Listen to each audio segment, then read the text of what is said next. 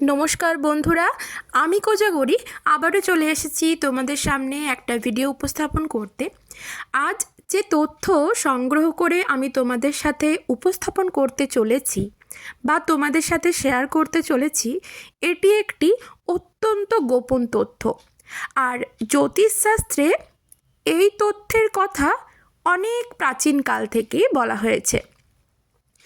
আজ যেটি তোমাদের সাথে আমি শেয়ার করব সেটা হলো বন্ধুরা, মাঘ মাস চলছে আর এই মাসে লটারি জেতার গোপন একটি তথ্য তোমাদের সাথে আমি শেয়ার করব। আমি এই কাজটি বিগত 3 মাস আগে করেছিলাম।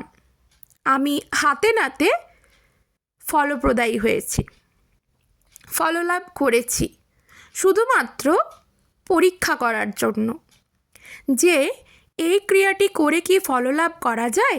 হ্যাঁ বন্ধুরা, নিশ্চয়ই করা যায়। এমনকি এই ক্রিয়াটি করে আমি গত মাসেও একটি ফললাভ করেছি। হ্যাঁ বন্ধুরা, এটাই দৃঢ় সত্য কথা।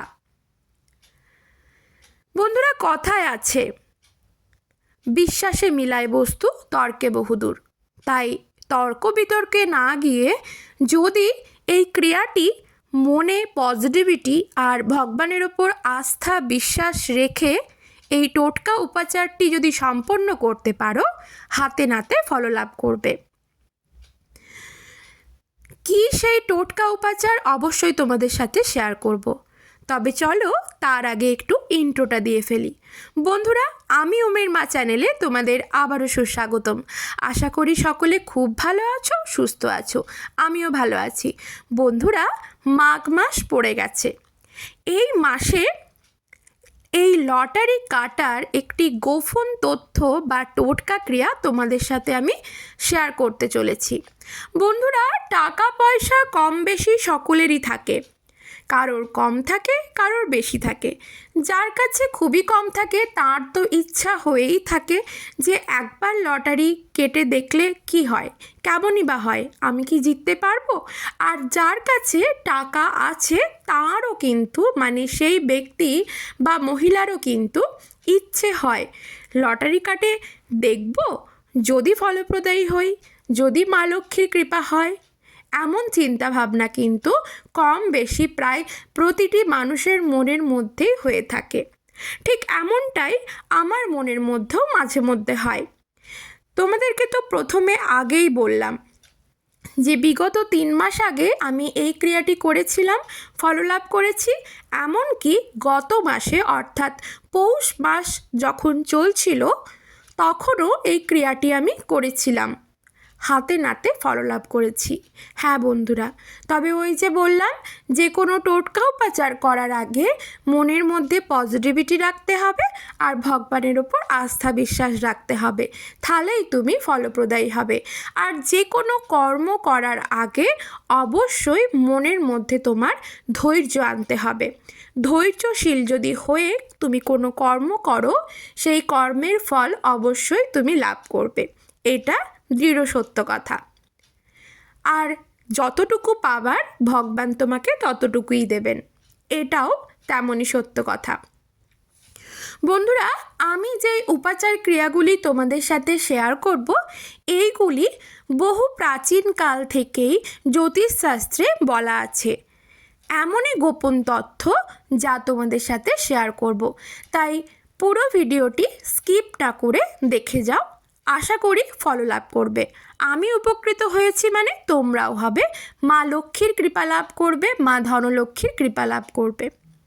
তো চলো একটা করে টোটকা ক্রিয়া তোমাদের সাথে শেয়ার করি। প্রথম যে টোটকা ক্রিয়াটি, সেটি মা লক্ষ্মীর সাথে করতে হবে, অর্থাৎ মা লক্ষ্মীর কাছে সম্পন্ন করতে হবে। বন্ধুরা, প্রতিদিন যদি পারো এই ক্রিয়াটি করতে পারো। যদি কারোর পক্ষে প্রতিদিন না সম্ভব হয়, সেক্ষেত্রে সে প্রতি বৃহস্পতিবার এই ক্রিয়াটি অবশ্যই সম্পন্ন করবে। সেটা হলো, তোমার বাড়িতে যদি মা লক্ষ্মীর ঘট পাতা থাকে বা মা লক্ষ্মীর কোনো বিগ্রহ বা চিত্রপট থেকে থাকে, যেখানে তুমি নিত্যদিন মা লক্ষ্মীর চরণে ফুল নিবেদন করো, সেইখানে যদি ঘট পাতা থাকে তাহলে ঘটে প্রতিদিন, অথবা প্রতিদিন সম্ভব না হলে প্রতি সপ্তাহের প্রতি বৃহস্পতিবার মা লক্ষ্মীর ঘটে অর্পণ করো 3টি অক্ষত পান পাতা, অবশ্যই লাল গোলা সিঁদুর সহযোগে। প্রথমে পান পাতাটিকে ভালো করে ধুয়ে নিয়ে গঙ্গা জল দিয়ে শুদ্ধ করে নেবে। তারপর সেই 3টি পান পাতায় 3টি করে লাল গোলা সিঁদুরের ফোঁটা দাও। যদি তোমার বাড়িতে মা লক্ষ্মীর ঘট পাতা থাকে, সেই ঘটের মধ্যে নিবেদন করো সেই 3টি পান পাতা।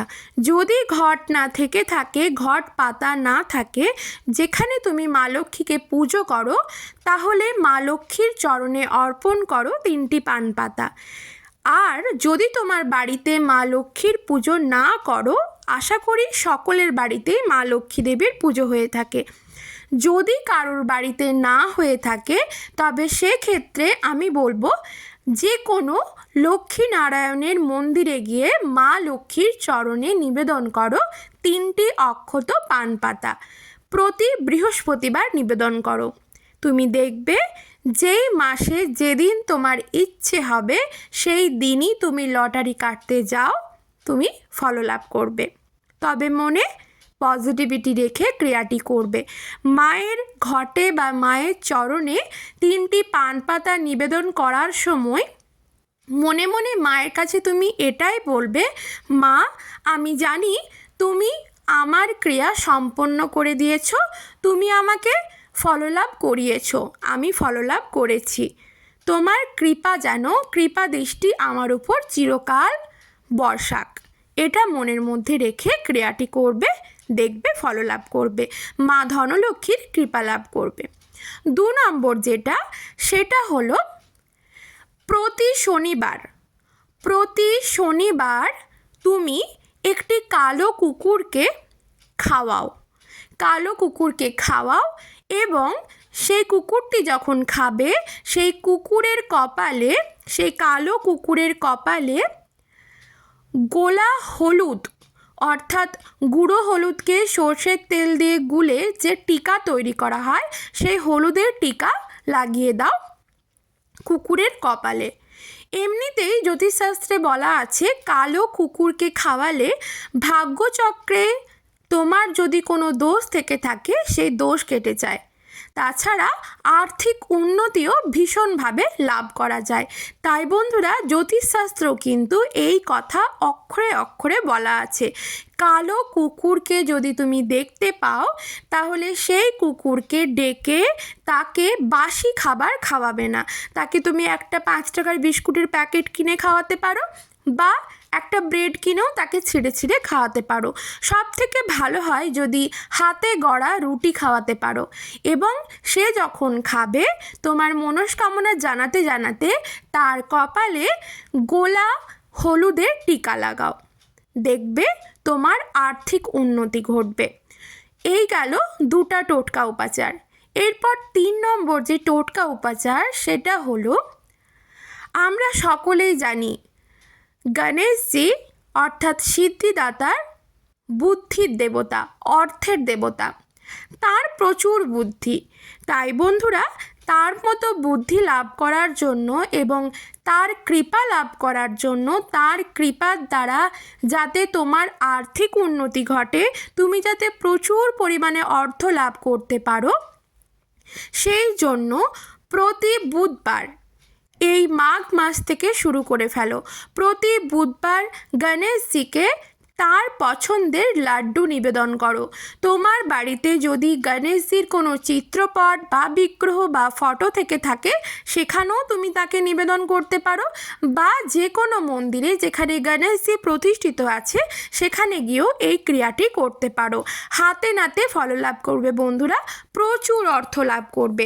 তাছাড়া এমন কিছু মানুষ থাকে যারা প্রচুর পরিমাণে অর্থ রোজগার করে, কিন্তু অর্থ রোজগার করার পরও সেই অর্থ তারা টিকিয়ে রাখতে পারে না, অর্থাৎ অর্থ সঞ্চিত করে রাখতে পারে না।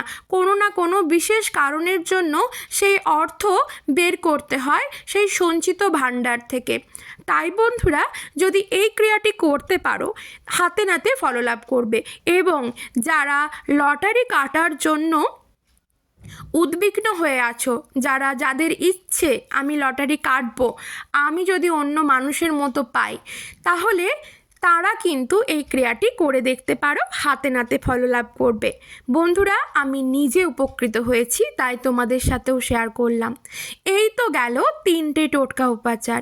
এরপর 4 নম্বর যে টোটকা উপাচার, সেটি হলো যে কোনো গরিব দুঃখী মানুষ যারা মন্দিরের পাশে বসে থাকে, অবশ্যই তাকে চিনে নেবে, সে যেন ভিক্ষুক বা ভিখারি মানুষ হয়, গরিব দুঃখী মানুষ যেন হয়।